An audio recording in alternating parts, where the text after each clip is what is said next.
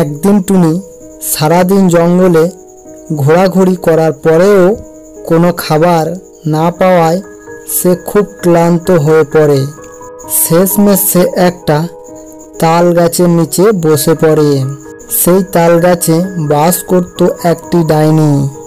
ডাইনিটি টুনিকে ওই রকম অবস্থায় দেখে খুব মায়া হয়, আর ডাইনিটি তাল গাছ থেকে নিচে নেমে আসে।